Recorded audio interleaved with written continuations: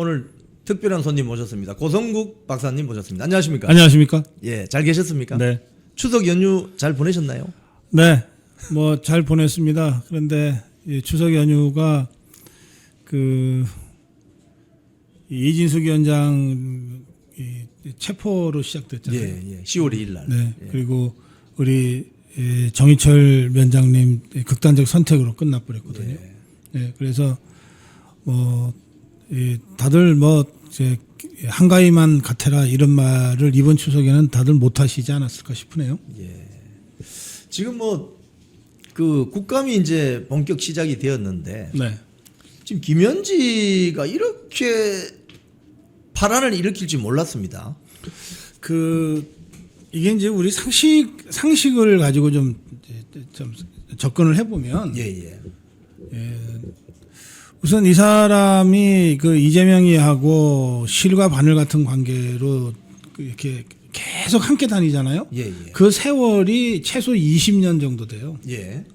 2004년, 5년 이때부터 예. 성남에 그 시민운동 이른바 좌파 시민운동을 할 때부터 같이 다니기 시작해서 이재명이가 가는 데는 김현지가 가고 거의 뭐 김현지가 길을 이렇게 가이드 하듯이 해서 이재명이를 데리고 다녔다고도 할 수 있을 텐데 그러니까 성남에 시민운동을 하고 그리고 성남시장하고 경기도지사 할 때 경기도로 갔다가 이제 중앙정계에 진출해서는 당대표 할 때는 또 국회의원 할 때는 보좌관하고 그렇죠. 예. 그래서 이제 지금 대통령실 장악하고 난 다음에는 이제 총무비서관 제1부속실장으로 한 20년의 세월이 있어요. 예. 이게 저는 뭐 이 직장 생활을 한 적이 없는데 예. 우리 이영풍 기자는 직장 생활 꽤 했잖아요. 예. 이게 20년 동안 같이 쭉 이렇게 회사를 옮겨 다니면서 이런 경우가 가능합니까? 불가능하죠. 그러니까 정말 특수 관계인 거예요. 특수 관계죠. 네, 아주 특수 관계입니다. 그리고 김현지라는 자가 그 김용 재판에도 개입했다 그러고 또 뭐 이화영 재판에도 개입했다 그러는데 재판 개입이라는 건 아무나 할 수 있는 거 아니잖아요. 그렇죠. 사건을 정확하게 알지 않으면 개입 자체를 못 해요. 그런데 이자는 개입을 했을 뿐만 아니라 막 변호사를 날리기도 하고 막 이러잖아요. 예. 근데 이 사건에서 보면 김용희는 그야말로 이재명이가 이 정도는 돼야지 측근이라고 한다는 그 측근 사건이잖아요. 예.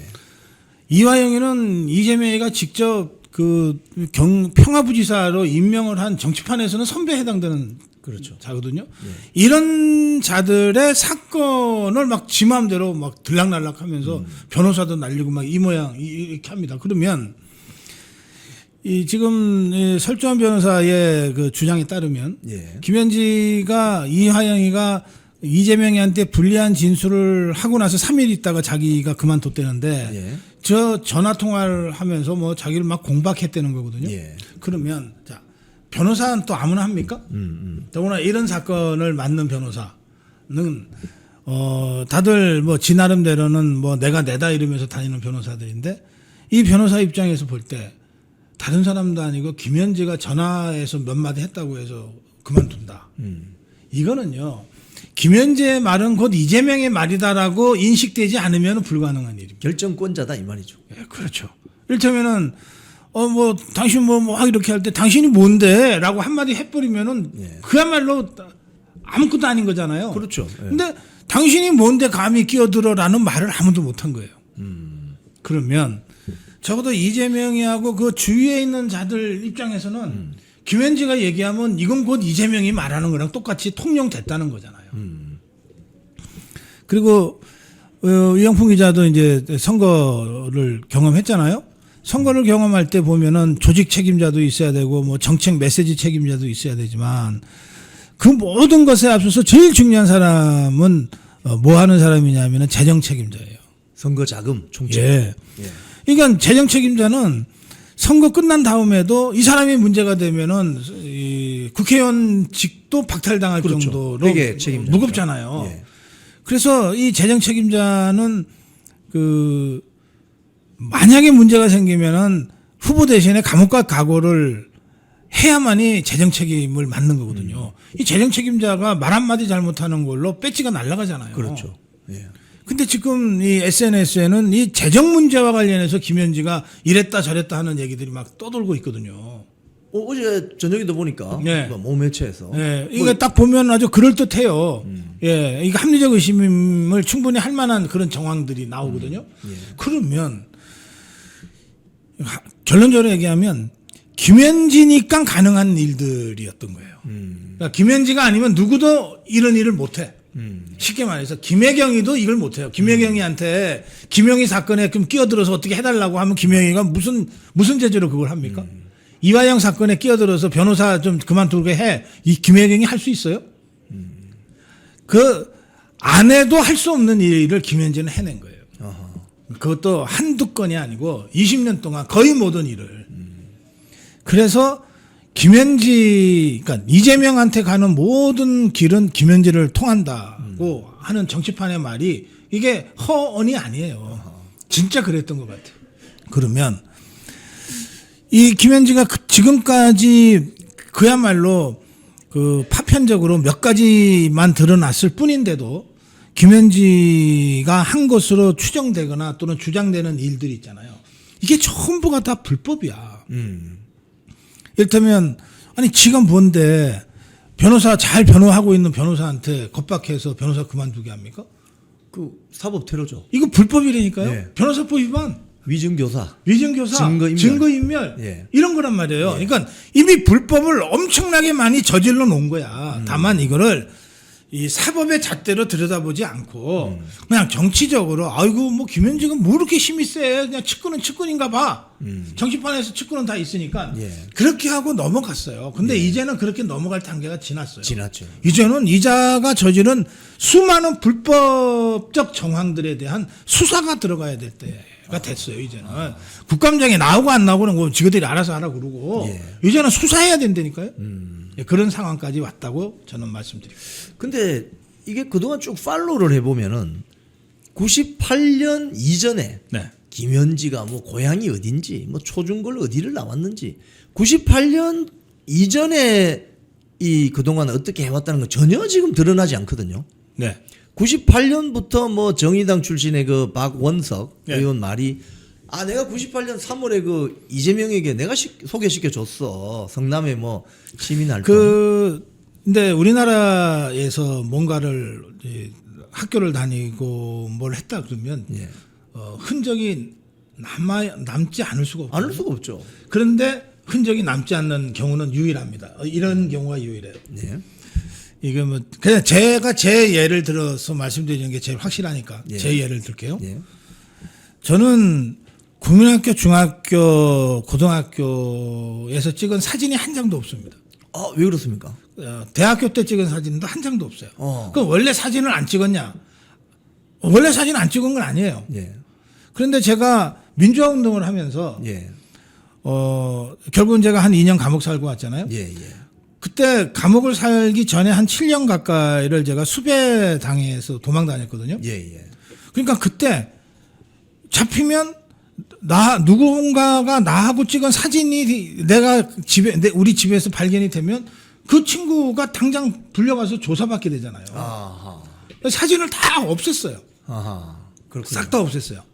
물론 주민등록에 호적을 없앨 수는 없었지만 예. 제가 당장 그렇게 저로 인해서 피해를 받을지도 모르는 친구들 사진 이런 사진 다 없앴어요. 아하. 그래서 저는 지금 사진이 없어요. 아, 그렇군요. 예, 얼마 전에 제 국민학교 소풍관 사진을 제 국민학교 친구가 예. 그러니까 그 친구 입장에서는 한 60년 이상 갖고 있던 그 사진을 저한테 보내줬어요. 예. 그게 제가 갖고 있던 유일한 국민학교 때 사진이에요. 아, 네. 그러니까 이거는 뭐냐면 그 김현지라는 사람에 대해서 어떤 흔적도 남아있지 않다면 북한이 난파한 간첩이거나 아니면 저처럼 뭔가 뭐 재야 운동을 했든 민주화 운동을 했든 뭔가 좌파 운동을 했든 운동을 하면서 체포에 대비해서 사진을 없앴거나 아하. 합리적으로 그렇게밖에는 추정이 안 되는 거예요. 근데 예를 들자면 뭐 우리 박사님도 그렇지만 고등학교 동창, 네. 박사님 경기고등학교 나오셨잖아요. 예. 고등학교 동창 같은 반 뭐 짝지, 그러니까 잘 살고 있어 이렇게 연락이 올 수도 있고, 네. 방송에 나오면 아 저 사람 내 저 고등학교 동창인데 옛날 이야기도 나올 수도 있고. 예. 근데 김현지는 지금 고등학교 동창도 안 나와. 그 얘기는 뭐냐면 김현지가 무슨 우리처럼 방송을 하거나 방송 패널로 활동을 하거나 뭐 이런 게 아니잖아요. 예. 또 뭐 공직에 있었다고 하지만 뭐 국회의원 보좌관을 했었던 사실을 우리가 아는 거지. 예. 국회의원 보좌관을 소리내면서 하는 게 아니잖아요. 예. 그건 뭐냐면 김현지는 거의 은밀하게 그림자처럼 움직인 거예요. 그러니까 아무리 국민학교 또는 중고등학교를 같이 다닌 친구라도 그렇게 은밀하게 움직이는 김현지를 무슨 지가 뭐 추적할 사람은 없잖아요. 그렇죠. 그러니까 뭐 하는지 몰랐던 거예요. 그런데 실제로 이 사람이 이재명의 정말 바늘과 실과 같은 관계로 거의 모든 일에 개입하고 결정하고 중요한 일들을 해왔던 거거든요. 다만 이걸 은밀하게 했기 때문에 아무도 이 사람 관련해서 알 수가 없었던 거죠. 우리가 김현지 하는 것도 이재명이가 대통령 권력을 장악하고 난 전후해서 김현지 얘기를 했던 거고. 맞습니다. 그 대장동이나 뭐 경기도지사를 할 때 배소연이 얘기 나올 때 김현지가 한두 번 언급된 적은 있지만 지금처럼 이렇게 주요한 이슈로 우리가 다뤘던 적은 거의 없잖아요. 그렇죠. 그러니까 이게 김현지 이름이 처음 이제 좀 구체적으로 나온 것이 예. 7월 23일 날 그 강선우 네. 여가부 장관 후보자 그때 전화해서 해임 통보한 거. 해임 통보. 근데 이것도 사실 총무비서관이 할 수 있는 일은 아니지 않습니까? 당연하죠. 이 인사와 관련해서는 추천은 인사수석실, 그다음에 검증은 민정수석실 이렇게 돼 있거든요. 시스템 자체가. 그러니까 뭔가 통보를 했다 그러면 민정수석실에서 통보를 하는 게 정상이죠. 또는 대통령 그래도 장관이니까 예우한다면 대통령 비서실장이 대체로 이런 것들을 통보를 합니다. 장관으로 추천됐습니다라는 통보도 대통령이 직접 하지는 않고 하는 경우도 있어요. 대통령이 직접 전화해서 나하고 손잡고 좀 어느 파트를 맡아주십시오 할 수도 있지만 사실은 그게 멋있는 건데 대개 우리나라 대통령들은 직접 안 하고 비서실장을 시켜요. 아니면 정무수석을 시켜. 그렇게 통보를 하거든요. 근데 이제 낙마될 때도 그냥 민정수석인이 통보를 하면은 당신 뭐 문제가 있으니까 그만둬라는 얘기가 되잖아요. 그래서 그것도 비서실장이 정중하게 예우를 갖춰서 정말 저희도 참 안타까운데 너무 좀 상황이 어렵습니다. 잠깐 좀 쉬셨다가 하시죠. 뭐 이렇게 한단 말이에요. 이 짓을 총무비서관 따위가 한 거예요. 감히. 그러면 아무리 우상호나 또는 강훈식이가 김현지가 아니고 내가 실세야라고 떠들어도 한들 해임 통보하는 자가 실세지. 실제 김현지가 실세인 거고 강선우도 김현지가 실세라고 이미 알고 있었기 때문에 다른 자들이 전화를 했다면은 아니 내가 왜 그러냐고 버텼을지 몰라요. 강선우 성격에 김현지가 전화하니까 찍소리 못하고 깨갱한 겁니다. 이게 이제 우파 진영에는 그동안 잘 알려지지 않았던 김현지의 어떤 실체가 이번 기회를 통해서 완전히 수면 위에 떠올라옵니다. 근데 좌파들은 이런 이중 조직이 생활화돼 있어요. 그러니까 이를테면 서울대 총학생회장을 김민석이가 하고 뭐 고대 총학생회장을 허인애가 했어요. 82학번, 83학번. 근데 그때 김민석이나 뭐 허인애나 이런 자들은 이 당시 운동하던 운동권 입장에서는 그냥 버리는 카드야. 맞지. 실제로는 그 밑에 있는 언더4. 서울대 같으면 이정우. 고대 같으면 이인영. 이런 자들이 핵심이었거든. 그러니까 이런 이중 조직이 너무나 익숙해져서 이재명의 권력체에서 보면 강훈식이 우상호를 실세라고 하는 사람은 바보지. 진짜 세상 물정 모르는 거죠. 좌파가 뭔지 모르는 거예요. 걔들은 그냥 갖다 세운 꼭두각시, 바지사장, 언제든지 버릴 수 있는 일회용. 진짜 실세는 누군가가 있어. 은밀하게 움직이는. 그게 누굴까? 그게 김현지인 거예요, 지금. 지금 김현지가 경기 동부연합 세력하고 연관이 있다고 지금 박정원 국민의힘 국회의원이 주장을 했는데 이거 어떻게 보십니까? 경기 동부가 그 당시에 1900년대 후반, 예. 2000년대 초에 뭐 그렇게 대단한 거 아니에요. 예. 경기동부연합이라고 하는 게 이석기 사건으로 야, 그 뒤에 그 밑에 보니까 경기동부연합이 있었네. 예, 이렇게 되는 거지. 그리고 또 따지고 보면은 경기동부연합이 성남 용인 이쪽 기반으로 한 거 아니에요. 예. 그러니까 임수경이가 이제 북한에 갔다 올 때도 이게 외대 그 용인에 있는 용인 외대 캠퍼스. 그렇잖아요. 예. 그러니까 그렇게 해서 조금 도드라졌지만 예. 실제로 1980년대 90년대에 진짜 셌던 데는 남총련 같은 데예요. 그렇죠. 남총련. 예, 남총련은 이제 전라남도 이 전남대 중심으로 한 이런 데거든요. 그러니까는 경기동부연합도 그런 여러 이 좌파 운동체 중에 하나에 불과했던 겁니다. 그 제가 보기에 이 김현지는 경기동부연합의 그 이석기 밑에 있던 조직원 중에 하나로 보기는 좀 어려워요. 이 활동의 폭이 너무 커. 예. 동부연합의 조직원이면 그 대장이 이석기잖아요. 그럼 이석기 밑에 있는 자들이라 해봤자 우리가 많이 알잖아요. 그렇죠. 누구누군지. 그냥 국회의원 한 분 한 곳으로 뭐 세상 다 얻은 것처럼 까부는 이런 자들인데 김현지는 그보다 훨씬 더 은밀하게 그리고 폭넓게 움직이거든요.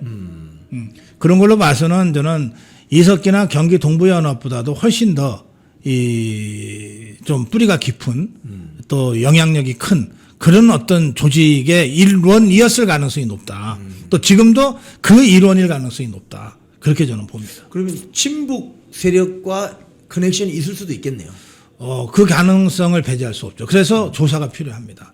이게 만약에 이재명이라는 자가 권력을 잡고 있는 상황에서 그 최측근이라고 실제로 움직이고 있는 김현지가 만약에 용공 혐의점이 있는 단체와 연관이 있다. 예. 그게 뭐 김정은이의 정찰총국이건 뭐건 이건 정말 심각한 국가안보 사안 아닙니까?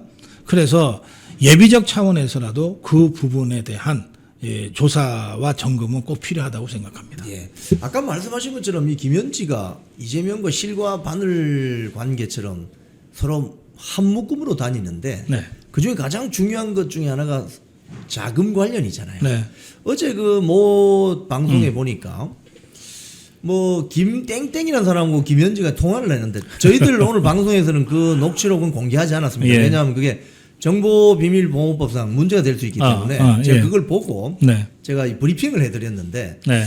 거기 보면 이런 내용이 나옵니다. 뭐 6천만 원 정도 뭐 이렇게 이야기하니까 김현지가 도지사 출연에 저 출사를 해도 뭐 수십억이 필요하고 대통령 선거는 거의 400억, 500억 필요한데 당에서 한 200억 나누고 본인이 나머지 다 조달했는데 무슨 6천만 원 따위를 내한테 이야기하느냐. 이런 식으로 이야기하는 거 보면 이거 선거 자금 총책이구나. 그러니까 그 녹취록은 그 6천만 원 얘기가 나오자 뭐 애들 장난하냐 이런 식으로 이제 면박을 주는 그런 녹취인데요. 그런데 이제 우리가 대선을 이제 뭐 여러 번 이제 직접 이제 관찰하면서 봐왔잖아요. 예, 예. 지금 얘기하는 그 600억 또는 400억 이 정도 돈은 공식적이고 합법적인 선거 자금을 얘기하는 겁니다. 그렇죠. 그래서 이 공식적이고 합법적인 선거 자금 당에서 얼마 썼습니다 하고 선관위에다가 일일이 보고하면 선관위가 보존해 주는 비용을 대충 그 정도로 보는 거예요. 그런데 정치판에 조금이라도 그 경험이 있는 분들은 이 선관위가 보존해주는 한 400, 지금 이제 이재명의 경우에는 434억을 보존을 받았거든요. 그러니까 선거법으로, 박탈당하면은 요 434억을 이재명이 못 물어내면은 당에서 물어내야 되는 이런 상황입니다. 자, 그런데 그거는 선관위가 보존한 그 합법적 비용이고 이거는 그야말로 전체 선거 비용의 한 10분의 1도 안 된다. 이건 국회의원이건 뭐 대통령이건 도지사건 거의 통용되는 법칙처럼 돼 있어요. 그럼 이게 무슨 말이냐면 자 여러분 보세요. 이 선거 비용은 선관위가 보존해 주는 선거 비용은 대통령의 경우에는 3주 동안 쓴 선거 비용이에요. 법정 선거 기간이 3주니까. 그렇죠. 예, 예. 3주 동안에 홍보물 찍어내고 그렇죠. 뭐 한 요 비용이에요. 그다음에 차 왔다 갔다 하잖아요. 홍보 차량. 그 홍보 차량 비용. 예. 요거예요, 요거. 국회의원 경우에는 2주간 쓴 선거 비용이에요. 그렇죠. 그러면 우리 내가 이런 얘기하다가 우리 이영풍 기자 또 감옥 보내는 거 아닌가 모르겠네. 자, 답변 잘하세요. 예. 국회의원 경선에 한번 나왔잖아요. 예, 예비 후보. 그러면은 그렇죠. 공식 선거 기간에도 해당이 안 되잖아요. 그렇죠. 그렇잖아요. 그래서 선거 비용도 한 푼도 보전을 못 받았잖아요. 보전 못 받죠. 그렇다고 다만 해서 신고는 정확하게 하죠. 그렇다고 해서 돈을 안 썼냐? 또 쓰죠. 돈 썼잖아요. 예. 뭐 명함 그것도, 파고 뭐 이런 거. 예. 뭐 1년 전부터 2년 전부터 쓰잖아요. 그러니까 이것들은 계산도 안 된 거예요. 그 비용에. 이 비용이 실제로 선관위에서 공식적으로 합법적으로 인정해서 보존해 주는 선거 비용 있잖아요. 예, 예. 이것보다 최소 10배 이상 돼요. 아. 그렇군요. 제가 왜 떨어진지 알겠습니다. 아니 그러니까 이 녹취가 사실이라 하더라도 예. 그 녹취에 뭐 몇백억 얘기가 나오고 뭐 그러잖아. 예. 녹취가 사실이라 하더라도 이거는 김현지가 이게 보면 이 녹취가 사실이라면 굉장히 머리를 잘 돌리는 거예요. 이 그 물정 모르는 이 누군가한테 면박을 주면서 예. 또 혹시라도 이게 문제가 될 경우에 합법적 수준 안에서의 얘기로 쫙 끌고 가거든요. 아, 그렇군요. 네. 그래서 이게 굉장히 경험이 많고 노련하고 그 다음에 법적으로 잘한다. 어떤 얘기를 해야지 법적으로 문제가 안 될 수 있다. 이런 것을 잘 알면서 얘기를 끌어나가는 그런 그 녹취라고 저는 생각을 했어요. 이게 사실이라면 예. 실제로 김현지가 누군가와 한 대화 내용이라고 하면은 아 이게 김현지가 굉장히 노련한 자구나. 예, 그렇게 저는 생각합니다. 예. 자, 우리 특검 이야기 좀 여쭤보겠습니다. 지금 예. 특검이 완전히 스텝이 꼬였는데 네. 지금 뭐 그러니까 뭐 내란 재판부 이야기 다시 나오고 네. 이렇게 하는데 지금 이 특검 전국이 뭐 박성재 법무장관 뭐 직전에 한덕수 총리 영장 기각되잖아요. 네. 그리고 지금 우리 면장님 양평군 면장님도 극단적 선택을 하시고 이렇게 되면 이거 특검이 상당히 꼬이게 되는 것 같은데. 당연하죠. 우선 각 특검이 전부 이 대형 사고를 쳤습니다. 이른바 내란 특검은 윤석열 대통령 구속부터 덜렁시켰어요. 예. 그 이제 대형 사고를 먼저 쳤고요. 그러니까 여기에 질세라 그 해병 특검이 교회를 압수수색 예. 해버리고 막 그랬잖아요. 예. 예, 이게 종교 탄압을 한 겁니다. 그러니까 막판에 이 김건희 특검이 강압 수사를 하다가 지금 정의철 위원장의 이 극단적 선택, 사실상 국가기관에 의한 살인 사건까지 이제 저지른 셈이 됐어요. 근데 저는 이거는 진짜 예고된 참변이라고 생각해요. 예. 우리가 이제 영화나 이런 데 보면은 왜 또 다큐멘터리 같은 거 보면은 사냥할 때 사냥개를 쓰잖아요. 예. 쓰는데 이 사냥개가 한 마리가 아니잖아요. 여러 마리를 쓰는데 위계 질서가 정확하게 돼 있어요. 그래서 그 사냥감은 딱 하나 주는 거야. 예. 멧돼지면 멧돼지, 예. 토끼면 토끼. 그러면 위계 서열이 분명한 사냥개들이 쫙 가갖고서 포위를 하고 이렇게 잡잖아요. 예. 그런데 이 특검이 그 이재명의 사냥개거든요. 예. 그런데 이것들을 셋이나 풀어놨어. 자기들끼리 위계 서열이 없어. 없죠. 질서가 없어. 예. 그러니까 각각 다른 사냥개 세 팀을 풀어놓은 거야. 예. 그리고 목표도 다 달라. 근데 그렇게 되면 이 사냥개들의 진짜 목표는 뭐가 되냐면 뭐라도 하나 빨리 성과를 올려가지고 주인님한테 이 쓰담 받고 돼지고기 하나라도 빨리 받아먹는 게 얘네들의 목표가 된 거야. 그래서 처음부터 이게 과잉 경쟁이 시작됐어요. 예. 그러니까 조은서이가 이거 하면은 뭐 민중이는 이거 하고 막 이런 식으로 예. 막 그래서 통제가 안 돼 버린 거예요. 예. 그 과정에서 이 특검에 의한 살인 사건도 터지고 이 특검에 의한 종교 탄압도 터지고 막 이 소팅이 안 되는 거예요. 예, 예. 근데 이미 한번 이렇게 과당 경쟁이 들어갔기 때문에 이 사냥개들은 지금 눈에 보이는 게 없어요. 물불 가릴 처지가 아니야. 그러니까 이 대통령실도 더불어민주당도 통제를 지금 거의 못하는 상태까지 와버렸다. 예. 전 그렇게 생각합니다. 그래서 이거는 예견된 참변이고 이런 상태에서 특검이 그래도 뭔가를 더 만회하려고 그러고 뭘 할 거 아니에요. 그러니까 아니 갇혀있는 독방에 압수수색을 들어간다니까. 그러니까요. 대수 시간 해갖고서 아무것도 못 건지고 빈손으로 탈랑탈랑 나온다니까. 이런 황당한 짓까지 이자들이 벌이는 거예요. 지금 김건희 특검 같은 경우는 민중기 특검이 구속시킨 사람 중에 절반 이상이 본 사건과 관련이 없는 관계 없는 거예요. 별건. 별건으로 해서 네. 지금 다 잡아들이는 거 네. 아닙니까? 이렇게 되면 이거 특검 그만해야 되는 거 아닙니까? 그러니까 이 통일교 한학자 총재, 이 권성동, 이 다 별건이에요. 김건희 여사 관련이 없는 거잖아요. 원래는 특검은 딱 기간도 정해놓고 수사 대상도 딱 정해놓거든요. 그렇죠. 근데 이것들이 정말 무도하게 이번 3대 특검은 그렇게 안 해놨어요. 뭐라고 하나를 더 붙여놨냐면 사건 수사 과정에서 알게 된 다른 범죄에 대해서 수사할 수 있다. 이렇게 해놨어. 별건 수사 가능하게. 그러니까 뭐든지 다 해라. 막 이렇게 딱 풀어놨거든. 그러니까 사냥개를 진짜 입막에도 풀고 막 다 풀어놓은 거예요. 참.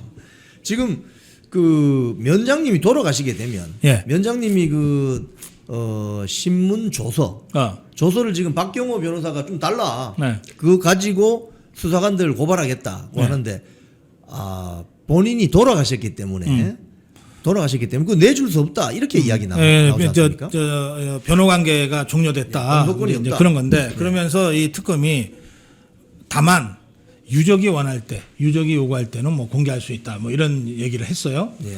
그래서 저는 일단 특검이 내줄 수 없다 그러는데 박경호 변호사나 우리가 계속 내줘 그러면은 괜히 시간만 끌고 이게 진전이 없다. 그렇게 봅니다. 그래서 저는 유가족들도 상황이 이 정도 되면 초기에는 이제 분향소 설치 과정에서는 유가족들이 뭐 그렇게까지 벌릴 거 있냐 했지만 유가족들이 상당히 완강하게 부검을 반대했는데도 강행했던 거 아닙니까? 그렇죠. 네. 그러면 이제 유가족들도 이것들이 정말 이게 정말 폐륜적인 집단이네라고 하는 사실을 이제 알게 됐을 거예요. 자, 그러면 좋다 그러면 유가족이 변호사 선임해서 하겠다라고 나서버리면 저것들이 더 이상 시간을 끌 수가 없어요. 예, 그래서 저는 유가족들이 이 사안과 관련해서는 정말 처참하고 참담하게 정의철 군수가 당했는데 이런 일이 앞으로 더 다른 수많은 사람들한테도 발생할 수 있으니까 그야말로 이런 희생은 정의철 군수만으로 정의철 면장만으로 끝내야 된다. 이런 심정으로라도 변호사 선임해서 그 피의자 신문 조서 예. 공개 그리고 유서 공개. 지금 유서도 지금 가족들한테는 사본은 돌려줬다는데 유족들이 공개 안 하면 공개가 안 되는 거거든요. 예. 우리 자유파 입장에서는 아무리 공개를 하고 싶어도 그러니까 그 모든 키가 지금 유족들한테 들어가 있다. 그래서 저는 국민의힘에서도 유가족들을 좀 만나서 상황을 설명하고 조금 설득을 하고 또 유가족들 입장에서도 사실은 이게 이재명 정권하고 정면으로 싸우게 될 수도 있는데 그러면 조금 좀 걱정도 되고 그러지 않겠어요? 그 부분에 대해서는 확실하게 국민의힘이 정말 모든 걸 걸고 보호해 주겠다. 이런 어떤 그 입장들을 전달하면서 설득하고 함께 하는 노력을 지금 할 필요가 있다고 저는 생각합니다. 이 국감이 끝나면요. 지금 국감은 어떻게 보면 야당의 시간이지 않습니까? 예. 공격할 수 있고 비판할 수 있고 뭐 자료 조사 요구할 수 있고 예. 뭐 이런데 이제 이 국감이 끝나면 특검이 딱 좀 웅크리고 있다가 이제 특검 기간 연장도 했는데 특검이 더 공격적으로 나올 가능성이 있다고 보십니까? 어떻게 보십니까? 전망을. 지금 뭐 완전 대망했기 때문에 크게 망했기 때문에 특검 입장에서는 어떻게든 만회하려고 뭔가를 하려고 할 텐데 예. 만회하려고 뭔가를 하다 보면은 정의철 면장 사건과 같은 이 강압 수사와 무리한 일들이 앞으로 더 계속 벌어질 거라고 저는 생각해요. 예. 아니 김영현 장관 그 혼자서 독방 갇혀놨는데 한 5시간 넘게 뒤졌다는 거 아닙니까? 아무것도 건지지 못하는 압수수색을 했다시 그렇게 특검들이 더 무리한 수를 뚫 거라고 보고 그러면은 더 황당한 희생자들이 나오지 말란 법이 없어요. 그렇죠. 네, 더 황당한. 어제 저는 그래서 윤석열 대통령이 저것들이 또 체포하겠다고 체포영장 갖고 갔잖아요. 그러니까 윤석열 대통령이 아이고 나 때문에 이 구치소 직원들이 정말 이게 이게 고생이 많다. 내가 차라리 내 발로 갈게. 이런 거 아닙니까? 그렇죠. 그러니까 이게 한남동 관저에서도 딱 그런 문제의식으로 공수처에 자발적으로 그렇죠. 나갔듯이 지금 이 구치소 직원들 다칠까봐 지금 이 자진 출석을 한 거 아니에요? 그러니까 그렇게라도 보호를 해줘야 될 정도로 이 사태가 심각하고 이 특검의 사악한 이 포갑적인 수사가 막 거침없이 들어올 가능성이 많아요. 그래서 제2의 정의철, 제3의 정의철 나오지 말란 법이 없다. 그런 걱정을 저도 합니다. 예, 우리 마지막으로 요거 하나만 또 제가 좀 여쭤보겠습니다. 관세 협상 관련해서 네. 지금 뭐 거의 뭐 그동안 거짓말을 했다는 게 다 드러났지 않습니까? 아니 이것들이 막판까지 거짓말을 하네. 뭐 거의 타결됐다고 또 거짓말을 해요. 그러니까요. 근데 지금 트럼프 대통령이 어제 한 말이 있잖아요. 3,500억 달러는 선불로 현금으로 지불해야 돼. 현금 박치기. 어제 다시 얘기했거든요. 일본하고 한국을 다시 거론하면서 물론 이제 트럼프 대통령도 이제 워낙 많은 나라들을 상대하다 보니까 약간 기억력에 오차는 생겼어요. 그래서 일본은 6,500억 달러, 한국은 3,500억 달러 이렇게 숫자를 좀 잘못 얘기하긴 했지만 그렇지만 정확하게 기억하는 거예요. 일본 선투자 해라, 한국 선투자 하겠다고 약속했다. 이걸 기억하고 있는 거거든. 그렇죠. 그러면 밑에서 러트닉이 누구니 뭐 실무자들이 백날 얘기해봤자 트럼프가 야 아니 한국의 이재명이가 와서 3,500억 달러 선투자 하겠다고 했는데 왜 자꾸 딴소리야 그래버리면 끝나는 거예요. 실무 조율을 백날 하면 무슨 소용이 있냐고요. 트럼프를 설득 못 하는데. 그렇죠. 트럼프를 설득 못 하는 건 결국 정치적인 배경이 있는 거 아니겠습니까? 그렇죠. 트럼프가 얘네들을 믿겠어요? 저번에 지금 트럼프는 완전히 기세가 살았어요. 이번에 노벨 평화상은 시차 때문에 놓쳤지만 아니 가자 전쟁 2년 만에 휴전으로 이끌어낸 건 쉬운 일이 아닙니다. 그렇죠. 그러니까 전 세계 정상들이 다 트럼프 뒤에서 딱 배석하듯이 쓰잖아요. 그 정도로 강력한 힘을 행사하고 있는 게 트럼프예요. 근데 트럼프가 안 잊고 있다니까. 한국이 3,500억 달러를 선투자하기로 했다 현금으로. 그거 약속 안 지키면 내가 왜 한국 봐주냐. 그런데 여기서 백날 실무자들하고 만나서 얘기해봤자 무슨 소용이 있냐고요. 말짱 꽝이죠. 예. 그럼 핵심은 뭐냐? 아니 미국이 이미 여러 차례 얘기했잖아요. 야 너네 자유민주주의 좀 지켜라. 너네 헌법 좀 지켜. 그 왜 교회 탄압하고 그 왜 전직 대통령 그렇게 인권 유린해. 그리고 너네 미국에 설지 중국에 설지 좀 분명히 밝혀.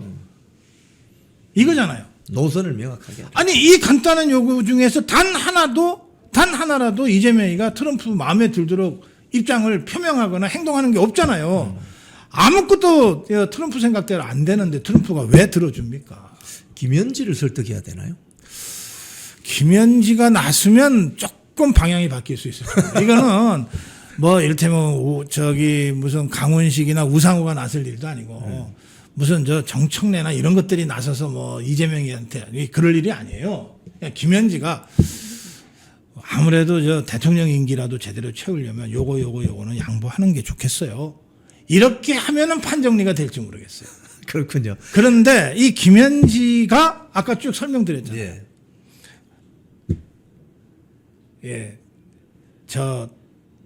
날 때부터 반미주의자는 아니었는지 모르겠는데 아주 철저한 반미 좌파잖아요.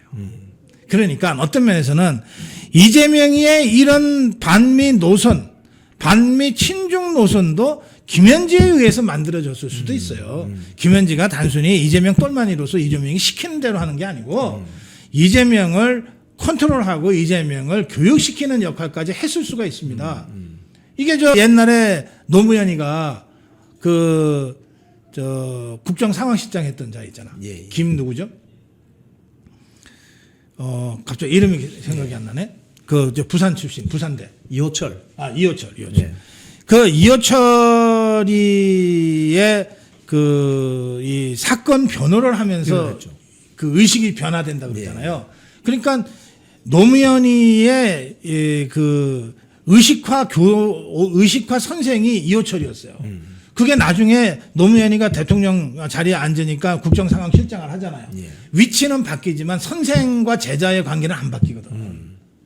좌파들은 이런 일이 비일비재해요. 예. 예, 겉으로는 저 높은 자리에 앉아도 실제로 꼭두각시 그 바지 사장이고 실제 실력은 그 밑에 있는 사람일 이럴 때가 많아요. 북한 애들이 그 협상할 때 보면은 그 직급은 더 높은데 꼭 그 밑에 있는 사람이 뭐라고 메모 갖다 주면 그대로 하잖아요. 예. 요게 실세거든. 예. 그러니까 이재명과 김현지 간의 관계도 저는 김현지가 진짜 실세고 이재명이가 그냥 시키는 대로 하는 그런 것으로 저는 지금 느끼고 있어요. 야. 그렇다면 이영풍 기자 말씀하신 대로 김현지를 설득하면 혹시 국면 전환이 반전이 이루어질지도 모르죠. 네. 오늘 더 제가 붙잡고 싶은데 시간도 예. 한계도 있기 때문에 우리 가시기 전에 우리 시청자님들께 한 말씀만 더 해주십시오. 아까 보니까 저 토크 콘서트예요. 통큰 콘서트예요.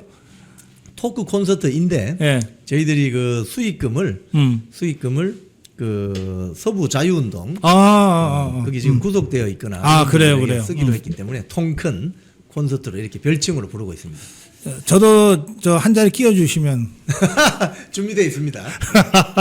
네. 예, 그냥 제 인사 말씀으로 대신할게요. 네, 오늘 출연해 주셔서 고맙습니다. 고맙습니다. 자, 최진영 변호사님 안녕하세요. 충성 수요일의 남자 최지정입니다. 반갑습니다. 알부민 한 병 드시죠. 아유 화이팅. 힘냅시다. 네. 알부민 2090 울트라 맥스. 네. 네. 알부민은 역시 울트라맥스가 최고야. 남재현 원장이 직접 개업한.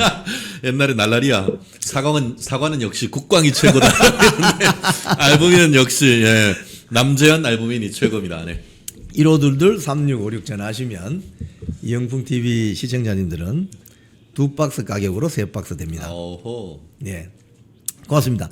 오늘 뭐 국감이 계속 진행되는데 네. 대법원 앞에 지금 뭐 화환들이 뭐 난장이 네. 난리라면서요. 제가 우리 사무실에서 오는 길에 예. 안 그래요? 한번 띄워주시죠. 예, 사진 제가 한번. 사진을 한 장 찍었는데요. 지금 대법원 앞에 예. 난리가 났습니다. 예. 이게 대법원 그 정문인데요. 보니까 그 지기현 화이팅. 지기현 부장판. 예, 그리고 또 조희대 대법원장님을 이렇게 그 응원하는 화환이 지금 그 문 옆으로 양옆으로 쫙 서 있습니다. 그래요. 어마어마하게 서 있습니다. 저는 저걸 보고 예전에 추미애가 윤석열 검찰총장을 탄압했을 때에 윤 총장님 힘내시다라고 하면서 요게 대법원 있고 대법원 바로 옆에 대검찰청이 있습니다. 그렇죠. 그때도 이와 같은 화환이 응원하는 화환이 쫙 있었는데 예. 엊그제 월요일 날 있었던 그 대법원에 대한 무도한 민주당의 사실 직권남용적 그와 같은 그 조리돌 임시 국정감사를 보면서 이러다가 대한민국 무너지겠다 이런 걱정을 하시는 시민들이 많았던 것이 아닌가. 그래서 지기현 부장판사 화이팅 그리고 또 조희대 화이팅 하는 화환이 지금 서초동 일대를 완전히 꽉 채우고 있다. 저는 그렇게 봅니다. 지기현 부장판사님은 그 불출석 소명서 내고 안 나왔잖아요. 예. 근데 이제 그 조희대 대법원장은 인사만 하려고 원래 나온 거죠. 네네, 그렇죠. 근데 못 나가게 막은 거죠. 결국 우리가 그 법을 얘기할 때 우리나라는 성문법 국가다. 그래서 헌법, 법률, 뭐 조례, 뭐 조약 이런 것들이 있습니다만 모든 것을 법으로 정하기는 어려우니까 불문율로서의 관행, 관행. 관습 이런 부분도 민법 1조에 보면은 우리나라의 법의 근원으로 삼고 있습니다. 그런데 지금 말씀드린 것처럼 마이크를 좀 그쪽으로. 네, 지금 말씀드린 것처럼 국정감사 법원도 국정감사를 합니다. 예. 그럴 때는 대법원에서 제일 꼭대기의 회의실에서 왔을 때에 대법원장도 와서 처음 이제 그 개회 같은 인사를 합니다. 예. 그런데 우리나라는 입법, 사법, 행정 삼권 분립이 돼 있지 않습니까? 예, 예. 헌법도 그렇게 돼 있고 그러다 보니까 권력 분립 그리고 사법부를 존중한다는 의미에서 실제 대법원장도 출석을 해서 인사를 하고 양해를 구하고 나가는 그것이 불문율, 불문법으로서 지금까지 관행적으로 그렇게 해왔는 것이죠. 그것은 근거가 없는 것이 아니고 헌법의 그와 같은 삼권 분립 그리고 지금 사법부에 대한 존중 이런 부분 사법부의 독립을 의미하는 불문율로 있는 것인데 그 불문율을 이자들이 찢어버린 겁니다. 아, 그런 거 아닙니까? 그렇죠. 법을 위반해 버린 겁니다. 예. 실질적으로 지금 어제 그 15일 날 그와 같은 해프닝이 있은 이후에 장동혁 국민의힘 당 대표 같은 경우에는 페이스북에 민주당이 국정감사와 관련되는 권한을 최대한 남용해서 이런 일을 저질렀다라고 하는데 제가 법률적으로 조금 더 말씀드리면 예. 그것이 바로 직권남용 권리행사 방해죄에 해당한다라고 저는 아하. 얘기를 합니다. 무슨 말씀입니까? 예. 국정감사 사법부에 할 수 있습니다. 예. 그런데 그것은 재판 사무감사, 재판 행정감사이지 재판 자체를 감사할 수 있는 권한은 어디에도 없습니다. 없는 거죠. 그런데 재판 사무감사를 빙자해서 재판을 감사하면 그게 뭐죠? 독재죠. 직권을 남용해가지고 고래 그 판사들의 권리 행사를 방해하는 것이죠. 그렇다면 그것이 바로 형법에 말하는 민주당이 지금까지 얘기해왔던 정가의 보도, 직권남용 권리 행사 방해죄가 된다는 것이 저 개인적인 의견입니다. 실제로 어제 제가 12시에 YTN 보도를 할 때 제가 이 얘기를 하니까 아니 그 상대방 그 민주당 패널이 그거 그 민주당에서 얘기하는 것은 민주당 면책특권 범위 내가 아니냐. 그래서 제가 확인을 해드렸습니다. 면책특권이란 것은 나불나불 입으로 나불거리는 거, 입으로 발언하는 것, 국회 본회의나 상임위원회 내지는 국정감사장에서의 발언에 대해서 책임지지 않는다. 이런 것이지 거기에서 국회 본회의에서 싸다고 날리면 어떻게 됩니까? 안 되죠. 폭행. 그냥 폭행죄로 그러고 해가지고 그냥 깜빵 가는 겁니다. 그거 마찬가지입니다. 그거에서 뭐 살인 면허를 줬습니까? 그럼 거기에서 국회에서 사람 죽인다고 해서 무죄입니까? 아니거든요. 발언에 대해서 허위 주장을 해도 근거가 없어도 명예훼손으로 처벌되지 않는다는 것 뿐인 것이지 지들이 사법 사무에 대한 감사권이 있다고 해서 사법 사무를 넘어서 재판 자체에 대한 침해를 하면 그것 자체가 직권남용 권리행사방해죄가 되는 것이고 오늘은 또 뭐라고 하죠? 이제는 대법 원장 방까지 쳐들어가 가지고 컴퓨터까지 뒤진다고 하잖아요. 아, 그래요. 한번 해보시라. 그렇게 되면 뭐하냐? 재판 사무감사가 아니고 지금 뭐라고 해? 컴퓨터 뒤져서 로그 파일까지 다 본다는 거야. 그건 수사 영역. 그럼 수사지. 압수수색 영장을 가지고 오라고.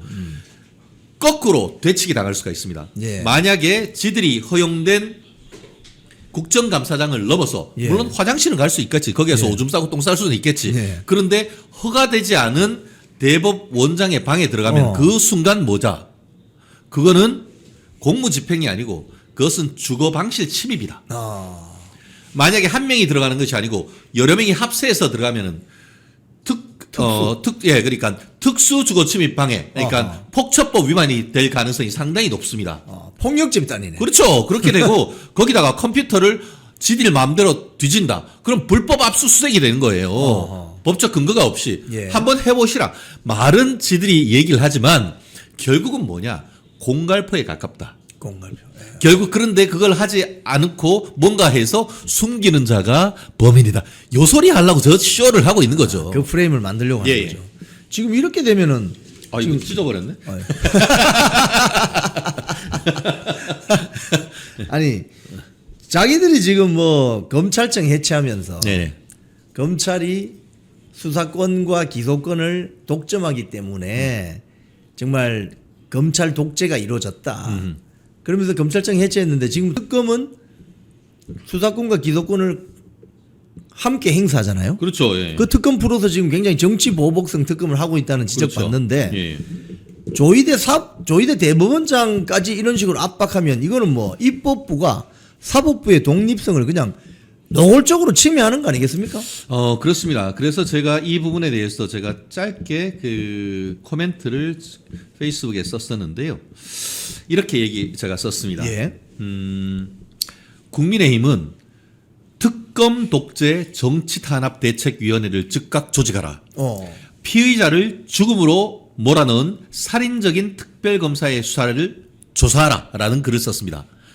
마치 민주당이 지금도 검찰 독재 정치 탄압 대책위원회를 조직하고 피의자를 죽음으로 몰아넣은 살인적인 검찰의 수사를 조사하라라고 표현을 쓰면서 인권 침해 수사 관행에 문제를 제기한 것처럼 예. 그러면은 검찰은 불러서 경찰은 불러서 조사한 다음에 사람이 죽으니까 검찰 78세 된 검찰을 헌법에서 삭제해버리고 예. 그래도 되고 그러면은 특검은 3특검 하는데 불러가지고 사람이 죽었는데 아 그거 우리 CCTV 봐 밖에 있는 CCTV 봐 그냥 신나게 가고 있잖아 라고 하는데 그거 다 믿습니까? 그러면은 당신들은 윤석열 대통령이 아 그거 진짜 계엄이 아니고 경고성 계엄이야 라고 했더니 아 그러시군요 했습니까? 3특검 해가지고 지금 경찰 불러서 조사하고 공수처 불러서 조사하고 검찰 불러서 조사하고 그것도 모자라가지고 내란 특검, 김건희 특검, 최상병 특검, 3특검으로 해서 도려가고 있지 않습니까? 맞습니다. 그런데 지금 특검이 아 우리 인권 침해 없어 하니까 아 그래라고 지금 해야 되는 겁니까? 지금 그런 상황을 보면서 국민들은 분노하고 있는 겁니다. 지금 양평군 그 면장님 돌아가신 분 극단적 선택을 하셨는데 네. 그분을 이렇게 특검이 수사한 걸 보면 뭐 저녁 9시 이후에 뭐 심야 수사도 뭐 그냥 강행한 것 같고 예. 또 오늘 조간신문에 일제히 보도된 걸 보면 신문 조서에 지금 현재 국민의힘 국회의원 김성교 의원이죠. 네. 그 당시 양평 군수인데 그렇죠. 예. 군수에게서 청탁 전화 받았습니까? 이거 예. 근데 본인이 고인이 그 박경호 변호사님에게 그런 이야기를 한 적도 없다. 예. 이러고 나서 돌아가셔 버렸는데 신문 조서를 그렇게 소설 쓰듯이 조작해도 되는 거예요? 그러면 안 되죠. 그렇기 때문에 지금 이분이 A4 용지 한 장 정도 되는 분량의 메모에 보면은 특검에 처음 조사받는 날 너무 힘들고 지치다. 그 다음이 참 가슴을 울립니다. 이 세상을 등지고 싶다. 벌써 그러면서 특정인 2명을 지명합니다. 예. 김 팀장, 윤 수사관. 김 팀장, 윤 수사관. 예, 그러면서 강압, 압박, 반복적인 질문 이런 얘기가 들어있고 그런 압박을 했다는 내용이 18번이나 나옵니다. 아, 그렇군요. 그런 것을 뭐라고 합니까? 직권남용, 독직폭행에 관한 수사의 단서라고 하는 겁니다. 아하. 실제로 그 정도 단서가 나왔다고 하면은 예. 이 부분에 대해서 특검을 수사하고 특검을 즉각 압수수색해야 하는 거 아닙니까? 저는 그렇게 생각합니다. 국민의힘도 지금 너무 한가하다. 지금 특검을 위한 특검을 저 또한 방송을 하면서 특검하라라는 것으로서 제가 제일 먼저 아마 그 방송을 했었을 겁니다. 그런데 특검하기 위해서는 그 사이에 증거 다 지워버리고 다 뭐 없애버리고 해버리면 어떡합니까? 그렇죠. 그러면은 이런 독직폭행 내지는 직권남용 권리행사 방해죄에 혐의가 있다고 하면 바로 검찰이든 경찰이든 아니면은 공수처건 지들이 그 수사의 단서를 가지고 직권으로 나가가지고 압수수색해야 되는 거 아닙니까? 그렇죠. 그런데 뭐 하고 있어요, 이 인간들? 이재명이 눈치나 보고 있은 겁니까? 하기 싫은 거죠. 그러니까 저는 이런 걸 보면서 정말 권력이 뭔지 이런 생각이 드는데요. 저는 이렇게 생각합니다. 이게 지난주에도 제가 얘기하는 것 같은데 이게 우리가 쉽게 설명하면은 사업장에서 중대재해가 발생하는 겁니다. 예. 중대재해처벌법상 관련해 가지고 지난 여름에 제 고향 구미에서 그 아파트 현장에서 그 외국인 노동자가 온열 질환으로 사망하니까 어떻게 했어요? 야, all freeze, 꼼짝 마. 업장 다 서버렸잖아요. 그리고 실제로 지금 포스코 같은 경우에도 그런 일이 벌어지니까 전국에 있는 100개가 넘는 현장을 다 세워버렸습니다. 그러면서 어떻게 하죠? 중대재해처벌법과 관련해서 처벌시키고 현장 임금해가지고 다 해서 사실관계 확인하고 그에 대한 대책이 재발 방지 대책이 설 때까지 전국에 있는 것들을 다 세워버렸습니다. 그리고 얼마 전에 지금 그 화성에서 배터리 재생 공장에서 폭발이 인해서 몇 명이 사망했습니다. 예. 그거에 따라서 그 사장이 그 현장에 있었습니까? 사장이 현장에 있었습니까? 그렇지도 않은데 그 사장이 얼마 형이 나왔는지 아십니까? 얼마 났나요? 15년형이 나왔습니다. 15년형. 아이고야. 그러면은 이건 뭐냐고요? 지들 밑에서 조사를 해서 받고 있는 사람이 가가지고 자살을 했으면 이게 바로 수사에 있어서 중대재해 아닙니까? 그러면 당연히 김건희 여사 특검은 중지시키고 그 이유가 지들이 하면은 스님이 자기 머리 깎을 수 있습니까? 그렇죠. 그러면은 독립된 기관을 통해서 수사를 하고 조사를 하고 그 기간 동안 절차를 중지시키는 것이 너무나 합당한 것이죠. 그런데 그런 거 없는데요 하니까 어이구 맞구나 계속하라. 이게 뭡니까 지금? 독재 국가네. 참. 그 특검이 지금 사람만 잡는 줄 알았더니 소설도 쓰고 있는데 예. 이렇게 쓴 저 신문 조서가 증거 능력이 없죠. 제로죠. 제가 이거 얘기하고 싶습니다. 사실은 진술 거부권이란 것은 전체에 대한 진술 거부권도 거부를 할 수가 있습니다. 예. 대표적인 것이 국이 조국이 아닙니까? 예. 조국이 같은 경우에는 전부 다 진술을 거부했습니다. 그러니까 묵비권 행사. 예, 묵비권 행사했는 것이고, 그리고 이재명이 같은 경우에는 어떻게 했냐? 일부에 대한 진술 거부. 일부는 얘기를 하고 일부 진술 거부하고 또 진술을 거부하는 것을 넘어서 서명 날인하는 것도 거부를 할 수 있습니다. 이재명이가 가가지고 검찰 조사를 받고 끝내 검찰 조사에 도장을 안 찍었습니다. 예. 그거 손 대고 와가지고 찍으라고 하면은 그거 독직 폭행으로 그 수사관이 깜빵 가는 겁니다. 그런데 이 내용 뭐예요? 빨리 찍으라고 다 그쳤잖아요. 그것도 강요죄가 되는 거예요. 직권남용 권리 행사 방해.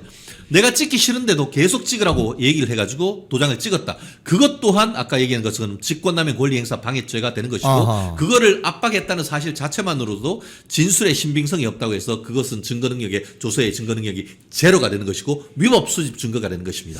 지금 특검이 지금 조은석, 민중기 등등 특검이 3개 있잖아요. 예. 특검을 지금 연장했죠. 조은석 특검이 먼저 연장했죠. 예. 그럼 30일. 30일 언제까지 그러면 특검이 운영되나요? 원래 지난 그 9월 말까지였으니까 아마 제가 기억하기에는 그 기간이마다 약간 다를 겁니다. 예. 그래서 최대한 길어도 이번 12월 달 말까지가 될 것 같은데요. 예. 제가 그때 말씀드렸죠. 그게 제가 알기로는 원래 11월 말까지 특검이 그러니까 그 내란 특검이 되는 것 같고 11월이 끝나면은 구속 기소가 된다고 해도 6개월 하면은 5월 말이니까 그러면 12월부터 1, 2, 3, 4, 5 그러면 12월 5월 딱 말에 1심 선고되면 바로 지방선거. 이런 계획으로 민주당이 내부적으로 그렇게 했을 가능성이 큰데 예. 그거를 12월까지 연장했는 것으로 한 달 연장하면 그렇게 되는 것이고 그 외에 지금 현재 특검에 지금 파견된 수사관이 114명입니다. 검사만. 지방 검찰청 하나 옮겨놓은 그게 거예요. 어느 정도냐 하면은 수원지방검찰청 검사가 정확하게 114명이고요. 아하. 예, 인천지방검찰청 검사가 113명인 것으로 알고 있습니다. 그래요. 어마어마한 겁니다. 검찰청이 하나 간 거네요. 예, 그렇게 되니까 어떻게 됐죠? 민생과 관련되는 사건이 이번 그 국감을 통해 가지고 장기 미제 3개월 이상 처리되지 않은 것이 거의 절반 이상 폭증했다는 것이 나오는 것 아닙니까? 그렇죠. 결국은 민생은 개나 줘버리고 윤석열 잡고 김건희 잡는데 모든 것 자원을 수사 자원을 하다 보니까 민생은 개판이 되는 것이죠. 재판도 개판, 민생도 개판이 되는 겁니다. 지금. 나라가 엉망이 되는 거죠. 예. 지금 우리 김현지 이야기 좀 합시다. 아, 네네. 김현지가 그 오늘 조간신문에 일제히 보도된 걸 보면 예. 텔레그램 전화로 예. 이화영 쌍방울 불법 대북 송금 사건 변호인에게 예. 전화를 해서 야. 마 변호인 그만하세요. 그래서 그 변호인이 설주한 변호사라는 분이 너무 모욕감을 느껴서 그만두었다. 예. 이게 팩트거든요. 예. 그런데 김현지가 왜 거기 등장하는 거죠?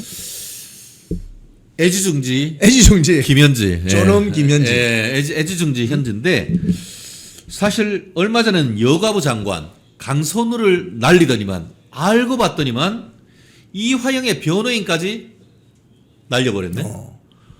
이게 부인 못하고 있어. 그러면서 오늘 봤더니만 제 누구지?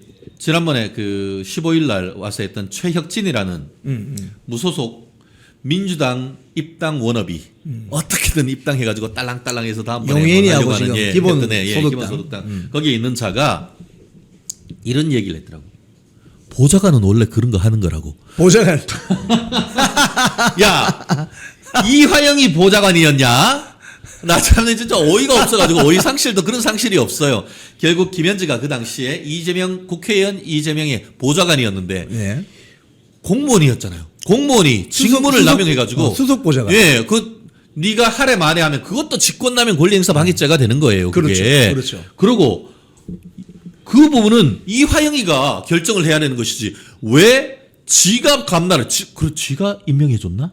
그러니까요. 이재명이가 임명해줬나? 변호사비는 누가 냈지? 이재명이 대납했나? 그러면? 돈을 낸 사람이 갑이니까 그런 생각이 갑자기 드네요. 아, 그렇군요. 그거 한번 수사해봐야 되는 거 아닙니까? 그 원래는 이화영이 변호사 수임료를 내야 되는 거 아닙니까? 그렇죠. 그죠? 그런데 왜 변호사 비도 내지 않았다고 하면은 왜 너 관도라고 할지? 저 되게 신기해요. 되게 의문이 들어. 아, 이건 우리 최진영 변호사님 말씀 실무자로서의 들어보니 감각입니다. 실무자로서의 감각이네. 예. 그렇지 않고서야 내 돈 돌리도 하지 않고서야 그거 어떻게 해요? 실제 제가 설정환 변호사하고는 방송을 자주 합니다. 그리고 그 추석 되기 직전에 사실 저녁 식사도 같이 하면서 이런 비슷한 얘기가 있었습니다. 그러면서 야 이거 밝히면 안 되는데 증인으로 불러도 부르면 나가겠다라는 의견도 우리 식사하면서 그런 얘기를 했습니다. 아, 그렇군요. 예. 국감장에 증인으로 좀 증인으로 좀 불러줘야 돼. 근데 지금 채택 안 하잖아. 증인 채택 안 하죠. 민주당에. 결국은 이 사안은 약간 스토리를 조금 맥락을 좀 짚을 줄을 알아야 됩니다. 예. 아시다시피 2023년 6월 9일 날 어떤 일이 있었냐. 그동안 이화영이가 이재명한테 쌍방울 대북 송금 사건 이거에 대해서 절대 보고한 적 없고 내 혼자 알아서 다 했다. 그렇죠. 지가 그렇게 뭐라고 얘기했죠. 네. 그렇게 얘기를 했죠. 근데 그 무렵에 이른바 하노이 노딜이 있었죠. 하노이 노딜. 뭐냐. 트럼프가 베트남 하노이 가가지고 그 똥돼지 우리 그 북한에 거 있잖아요. 예. 네. 거기가 기차 타고 뭐 하늘 고소공포증이 있다나 기차 타고 한 50몇 시간인가 칙칙폭폭 타고 와가지고 하노이에서 만나기로 했는데 거기 딱 만나고 봤더니만 트럼프가 그랬잖아. 야, 너 아직 나랑 회담할 준비가 안 돼 있네. 가. 그래서 노딜이 되고요. 그러고 나서 유엔에서 대북 제재가 있었죠. 그렇죠. 뭐냐? 북한에 벌크 캐시, 이게 뭉칫돈 주면 안 돼. 싹 대북 제재를 해버렸죠. 예. 그랬다면 큰일 났네.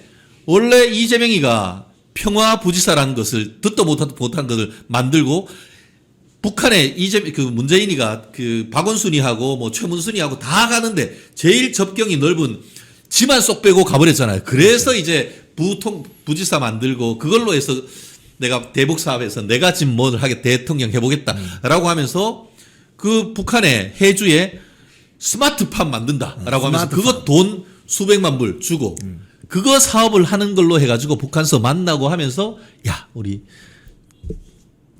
잼잼 파파도 북한으로 좀 이러면서 대북 북한으로 들어가는 이 통행료 비행기로 타고 갈까 뭐 하여튼 그 돈으로 해서 합쳐가지고 800만 불 약속을 했는데 그렇죠. 이런 일이 벌어져가지고 대북 제재를 해서 돈을 못 주게 돼버린 거지. 그렇지. 이거 그런데 북한에서 야 이들아 너 왜 돈 안 줘? 이렇게 되니까 이거 어떡하지?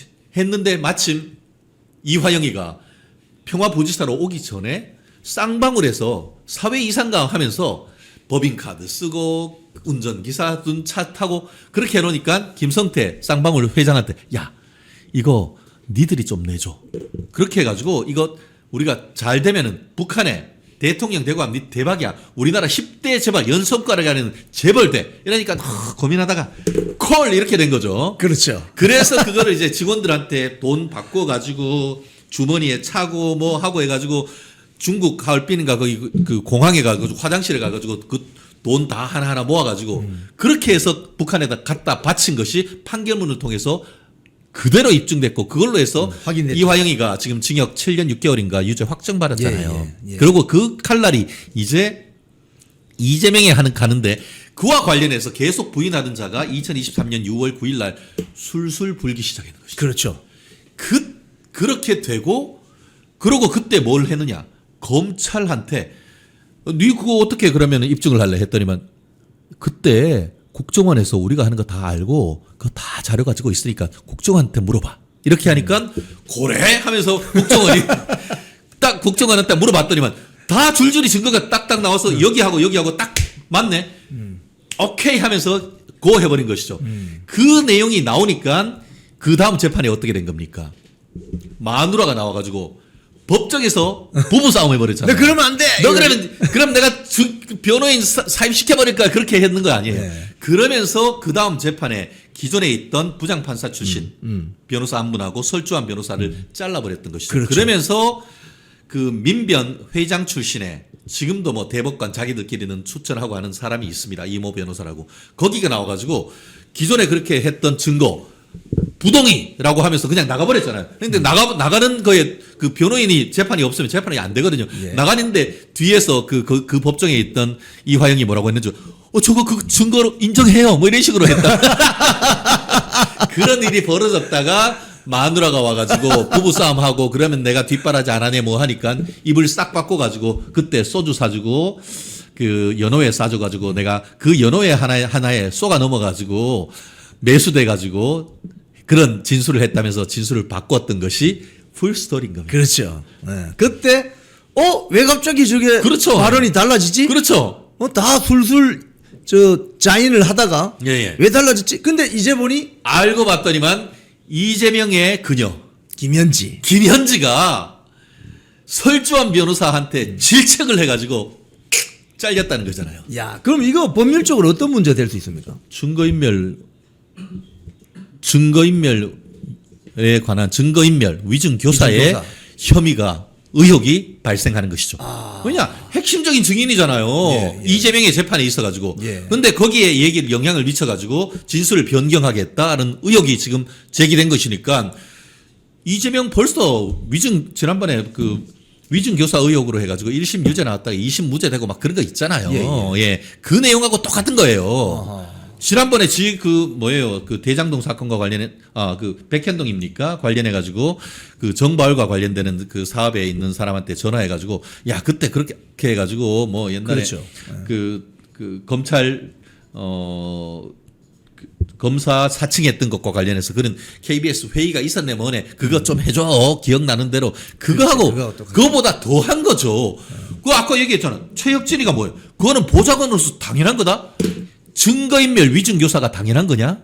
이자들의 머릿속은 나는 이해할 수가 없습니다. 편의적으로 써먹는 거죠. 범죄가 된다 하더라도 지들이 하는 건 괜찮다는 이 잣대는 도대체 내로남불 종특입니다. 좌파들의. 원래 그 범죄 잘 저지르는 사람들이 그런 습성을 가지고 그러니까 있어요. 이런 얘기가 나왔기 때문에 이제는 단순한 그런 의혹을 넘어서 이제는 범죄 의혹으로 벌어지는 이런 상황이기 때문에 이제 안 나오기가 어렵게 된 것이 아닌가 생각합니다. 지금 위증교사 또는 그런 범죄를 저지르게 되면 처벌 규정은 어떻게 되어 있습니까?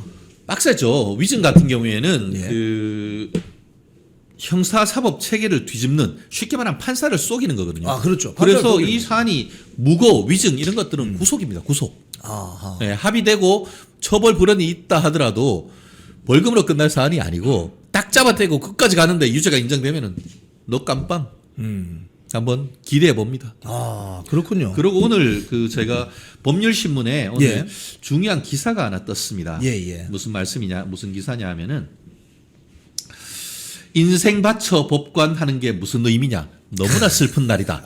말씀드린 것처럼 그 지난 그 10월 13일 있었던 민주당의 무도한 사법권 침탈에 대해서 그 법률신문이 부장판사, 고등법원 판사 또 보통 평판사를 인터뷰를 하고 익명으로 글을 냈는데요. 제가 몇 가지 읽어드리면은 10월 13일을 사법부 치욕의 날, 대한민국 무너진 날로 기억해야 될 것 같다. 공개적으로 법관을 그것도 대법원장을 국회에 증언대에 세우려는 하는 상황이 일어났다. 어떻게 일어날 수 있나? 더 이상 대한민국은 헌법을 갖고 있는 상태가 아닌 것 같다. 지방법원 부장판사이고요. 예. 대법원장만을 공격하는 일색이라 끝까지 보기 힘들었다. 서부지법에서 판결에 불법해 난동을 부린 사람들과 대법원장을 불러세워 재판이 잘 됐느니 잘못됐느니 따지는 사람 사이에 본질적인 차이가 없다. 결국 재판 불복이라는 점에서는 다를 바가 없다. 다만 권력이 있느냐 없느냐의 차이만 있을 뿐이다. 한 번도 없었던 일이 지금 벌어지고 있고 이런 일이 앞으로도 반복될까 두렵다라고 고등법원 판사가 일관했습니다. 판사님들이 이제 본인의 실명을 드러내고 좀 밝히기가 거북한 상황이 있을 수 있으니까 법률신문 기자와 인터뷰를 통해서 예.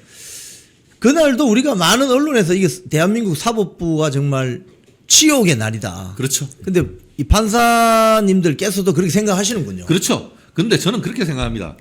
속으로만 치욕하면 뭡니까? 사법권이 가만히 있다고 독립이 됩니까? 예전에 우리나라 건국 이후에 이승만 대통령이 법원의 판결에 대해서 문제를 제기하니까 그때 가인 김병로 대법원장은 판결에 불복이 있으면은 항소하라라고 얘기를 했고 그것은 사법권 독립의 아주 상징으로 남아 있습니다. 그렇다고 하면은 그동안 그렇게 사법부의 독립을 위해서 지저대고 울어대건 전국 법관회의 당신들 뭐 하냐고 저는 그 얘기하고 있습니다. 이렇게 치욕적이면은 전국 법관회의 그것이 상당히 어떻게 보면은 옛날에 국제인권법 학회 뭐 우리법 연구의 후신이어서 문제가 된다고 하면 새로운 사법권 독립을 위한 판사회의를 수집해서 거기에서라도 현재의 이재명 정부 민주당의 무도함에 대해서 의견을 내야 되는 거 아닙니까? 행동해야 그것을 통해서 사법권의 독립을 만들어내는 거 아닙니까? 우리 최진영 변호사님께서 앞으로 좀 중요한 역할을 좀 하셔야 될 것 같은데. 제가 판사가 하면 안 돼요. 여기 못 나와. 자, 오늘 최진영 변호사님 통해서 역시 아주 복잡하고 조금 난해할 수 있는 법조항 같은 걸 최진영 변호사님 우리 쉽게 우리 시청자님들께 이해하기 쉽도록 술술 풀어서 해설을 해주기 때문에 한마디로 일타 강사입니다. 네, 우리 일타 강사 최진영 변호사님 이제 오늘 방송 정리하면서 시청자님께 한 말씀 해주십시오. 네, 세상이 엄혹합니다. 제가 이런 데 나와서 얘기하고 또 공식적으로 얘기하면은 민주당이 고소 고발을 하고요. 저희가 아마 그 ETV 방송에도 우리 이영풍 기자님을 위협하는 댓글이 굉장히 많을 겁니다. 아마 판사님들도 그에 못지않은 위협을 느낄 겁니다. 하지만 세상이 어두울수록 또 새벽은 또 다가온다라고 생각을 합니다. 그렇기 때문에 최근에 또 진중권 교수도 이러다가 우리나라가 이게 캄보디아냐 뭐 이렇게 얘기하면서 이런 일로 이재명 정부가 무너질 수 있다라는 얘기가 지금 심심찮게 나오고 있습니다. 그렇기 때문에 우리는 존중하면서 버티는 자세, 존버 자세가 필요하다. 네, 우리가 같이 시청하고 그런 이런 이론적 자양분과 용기를 얻어가지고 싸우면은 끝내 이기리라 확신합니다. 고맙습니다. 네, 감사합니다. 예. 잘 다니던 회사에서 해고됐습니다. 외롭고 힘들었습니다. 내 혼자 이렇게 외톨이가 되는 거 아닌가 걱정이 앞섰습니다. 그런데 하루 이틀 시간이 지나니까 많은 외국 국민들이 찾아와 주셨습니다. 그래서 우리는 승리했습니다. 혼자 가면 외로운 길이지만 같이 가면 즐거운 여정이 됩니다. 나라를 지키고 대한민국 정치 혁신을 바라시는 분들이 계시다면 우잘사 회원에 가입해 주십시오. 우파는 잘 싸워, 우리도 잘 싸워. 우잘사 회원에 가입하시면 나라를 살리고 대한민국 정치를 혁신할 수 있습니다. 우잘사 회원이 되셔서 다 같이 손잡고 즐거운 여정에 동참합시다. 우잘사 화이팅!